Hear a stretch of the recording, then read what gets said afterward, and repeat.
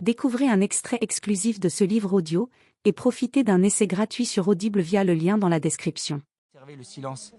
Il devait penser que j'étais encore interdit aux mineurs et qu'il y avait des choses que je devais pas savoir. En ce moment, je devais avoir 7 ans ou peut-être 8. Je peux pas vous dire juste parce que j'ai pas été daté, comme vous allez le voir quand on se connaîtra mieux, si vous trouvez que ça vaut la peine. Monsieur Hamil, est-ce qu'on peut vivre sans amour ? Oui. Il baissa la tête comme s'il avait honte. Je me suis mis à pleurer. Pendant longtemps, je n'ai pas su que j'étais arabe parce que personne ne m'insultait. On me l'a seulement appris à l'école, mais je ne me battais jamais. Ça fait toujours mal quand on frappe quelqu'un. Madame Rosa était née en Pologne comme juive, mais elle s'était défendue au Maroc et en Algérie pendant plusieurs années, et elle savait l'arabe comme vous et moi. Elle savait aussi le juif pour les mêmes raisons, et on se parlait souvent dans cette langue. La plupart des autres locataires de l'immeuble étaient des Noirs. Il y a 3 foyers noirs rue Bisson, et 2 autres où ils vivent par tribu comme ils font ça en Afrique.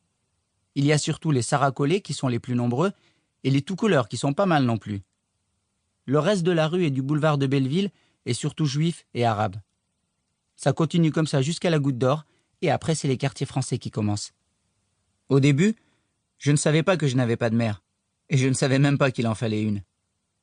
Madame Rosa évitait d'en parler pour ne pas me donner des idées. Je ne sais pas pourquoi je suis né et qu'est-ce qui s'est passé exactement. Mon copain le Maout, qui a plusieurs années de plus que moi, m'a dit que c'est les conditions d'hygiène qui font ça.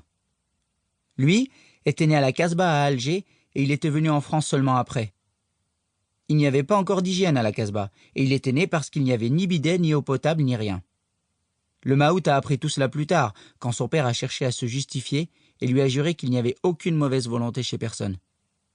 Le Maout m'a dit que les femmes qui se défendent ont maintenant une pilule pour l'hygiène, mais qu'il était né trop tôt.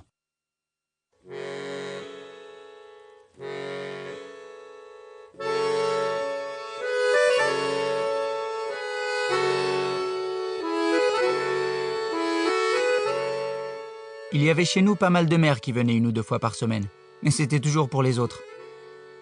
Nous étions presque tous des enfants de pute chez Madame Rosa. Et quand elle partait plusieurs mois en province pour se défendre là-bas, elle venait voir leur môme avant et après. C'est comme ça que j'ai commencé à avoir des ennuis avec ma mère. Il me semblait que tout le monde en avait une, sauf moi. J'ai commencé à avoir des crampes d'estomac et des convulsions pour la faire venir. Il y avait sur le trottoir d'en face un môme qui avait un ballon et qui m'avait dit que sa mère venait toujours quand il avait mal au ventre. J'ai eu mal au ventre, mais ça n'a rien donné. Et ensuite j'ai eu des convulsions. Pour rien aussi. J'ai même chié partout dans l'appartement pour plus de remarques. Rien.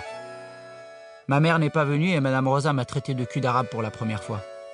Je lui hurlais que je voulais voir ma mère et pendant des semaines j'ai continué à chier partout pour me venger. Madame Rosa a fini par me dire que si je continuais, c'était l'assistance publique. Et là j'ai eu peur. Parce que l'assistance publique c'est la première chose qu'on apprend aux enfants. J'ai continué à chier pour le principe, mais ce n'était pas une vie. On était alors 7 enfants de pute en pension chez Madame Rosa. Et ils se sont tous mis à chier à qui mieux, car il n'y a rien de plus conformiste que les mômes. Et il y avait tant de caca partout que je passais inaperçu là-dedans. Madame Rosa était déjà vieille et fatiguée même sans ça, et elle le prenait très mal, parce qu'elle avait déjà été persécutée comme juive. Elle grimpait ses 6 étages plusieurs fois par jour avec ses 95 kilos et ses 2 pauvres jambes. Et quand elle entrait et qu'elle sentait le caca, elle se laissait tomber avec tous ses paquets dans son fauteuil et elle se mettait à pleurer. Car il faut la comprendre. Les Français sont 50 millions d'habitants et elle disait que s'ils avaient tous fait comme nous, même les Allemands n'auraient pas résisté. Ils auraient foutu le camp. Madame Rosa avait bien connu l'Allemagne pendant la guerre, mais elle en était revenue.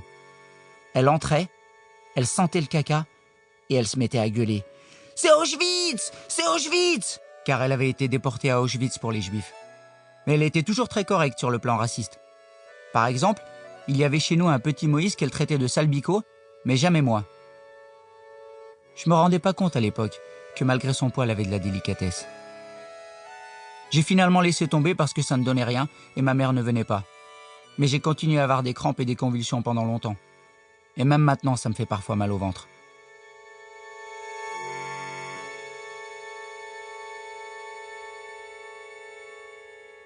Après, j'ai essayé de me faire remarquer autrement.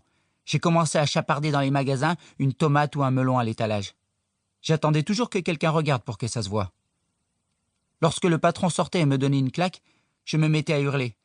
Mais il y avait quand même quelqu'un qui s'intéressait à moi. Une fois, j'étais devant une... Livre audio complet gratuit disponible en description de cette vidéo.